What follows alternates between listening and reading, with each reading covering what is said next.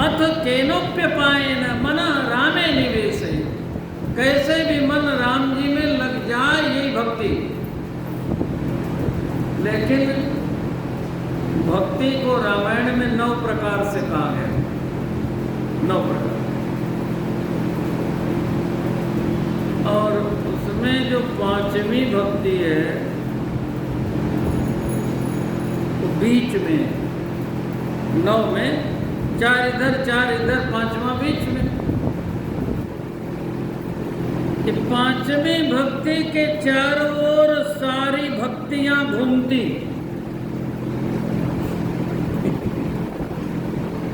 इसी 5वीं भक्ति के चारों ओर सभी भक्तियां घूमती और आपके जीवन में ये सभी भक्तियां आएंगी, आए बिना नहीं रह सकती।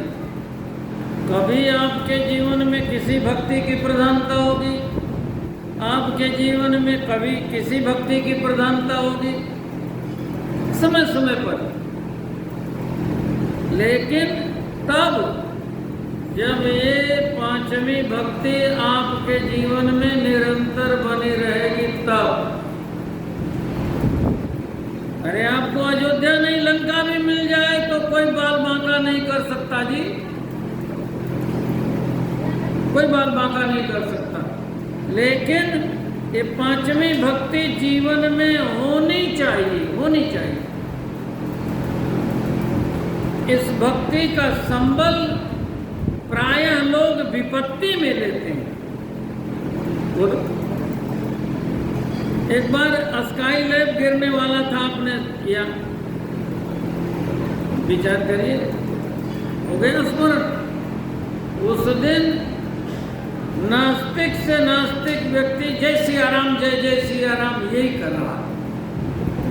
विपत्ति के समय, विपत्ति के समय नाम स्मरण, और ये निरंतर नाम स्मरण। अच्छा, विपत्ति तो हमारे जीवन में बनी हुई है, निरंतर बनी हुई है। सबसे बड़ी विपत्ति मृत्यु को ही तो कहते हैं। वो कब आ जाए, किधर से आ जाए, बोलिए, कुछ पता है क्या? ये संत लोग निरंतर नाम स्मरण करते क्यों? अभी हमने नाम स्मरण छोड़ दिया, इसी समय मृत्यु आ गई तो। अच्छा, जो भजन करने वाले होते हैं ना, भगवान उनको छोड़ के नहीं रह सकते, भगवान उनको छोड़ के नहीं रह सकते। भगवान अपना काम करेंगे, संसार संभालेंगे, लेकिन जो भजन करने वाला है भगवान निरंतर एक रूप से उसके साथ रहते हैं, निरंतर। वृंदावन में एक बहुत बड़े संत हुए, सनातन गोस्वामी, सनातन गोस्वामी। तो जब वृद्धावस्था का समय आया, उस अवस्था में भगवान ने सोचा ये बाबा अकेला है, कोई और नहीं है, चलो मैं चलता हूँ इसकी सेवा में। तो भगवान एक विद्यार्थी बन करके आए, ब्राह्मण बालक बन करके आए और कहा, बाबा आप जैसे संत का हमको संग चाहिए। अच्छा, क्या करोगे? आपकी सेवा करूँगा, आपके साथ रहूँगा, कुछ सद्गुण मेरे भी जीवन में आ जाएंगे। बाबा मैं आपसे बहुत प्रभावित हूँ, मुझे अपने साथ रख लीजिए। बाबा ने सोचा बुढ़ापा है, अपने से चेला आ गया है, शरीर काम कर नहीं रहा, चलो चलो। भगवान सेवा करने लगे, बड़े प्रेम से भगवान सेवा कर रहे हैं।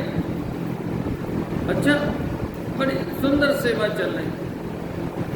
एक दिन अतिसार हो गया, अतिसार में बार बार शौच जाना पड़ता, तो लोटे का पानी लेकर के जाते। एक बार जंगल में भागे शौच के लिए और लोटे का जल लेकर नहीं गए, तो भगवान लोटे का जल रखने गए वहां, तो देखा बाबा जीभ पकड़ के बैठे थे अपनी, एक हाथ से जीभ पकड़े थे। तब जब भगवान ने देखा कि बाबा दैनिक कर्म से निवृत्त हो गए, तो पूछा, एक बात पूछना चाहता हूँ, आप जीभ पकड़ के बैठे हुए थे, कहाँ बैठा पकड़ के बैठा? जीभ पकड़ के क्यों बैठे थे? तो कहा मेरी जीभ की नाम स्मरण की आदत बन गई है, अपवित्र काल में भी ये जीभ चल जाती।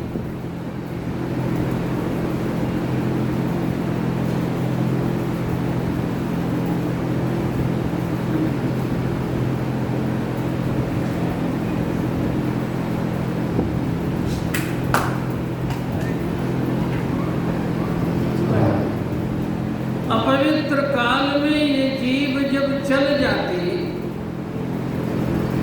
अच्छा नहीं होता। तो भगवान ने कहा,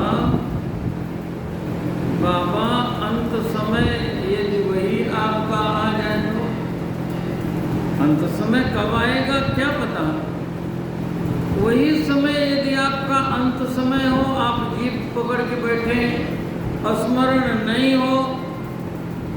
अंत काल में तो स्मरण होना चाहिए, अंत काले च मामेव स्मरण मुक्त्वा कलेवरम यह प्रयाति समद्भावम याति नास्त्यत्र संशयः। तब बाबा ने कहा,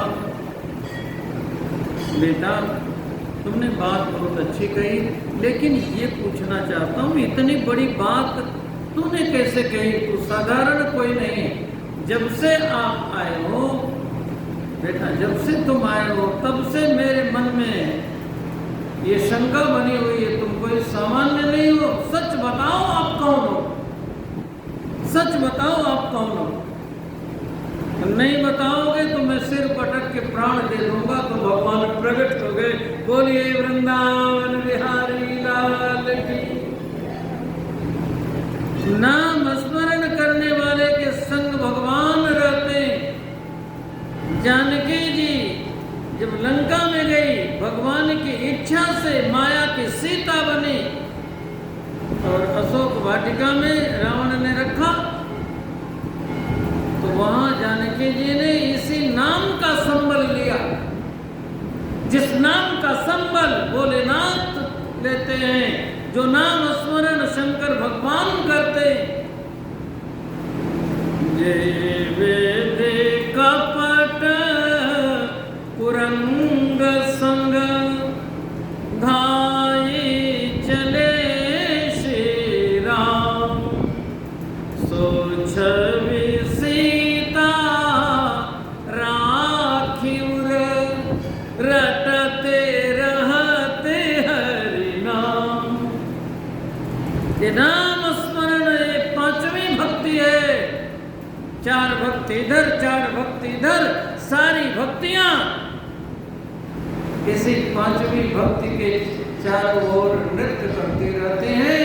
सारी भक्ति आपके जीवन में आ जाएगी जब आप नाम स्मरण निरंतर शिव जी की तरह करते रहेंगे। आप धन्य कहलाएंगे, कृतकृत्य कहलाएंगे। धन्यास्ते कृतिनः पिबन्ति सततं श्री राम नामामृतम्। आपकी मंगल कामना करते हैं, समय पूर्णता को प्राप्त हुआ।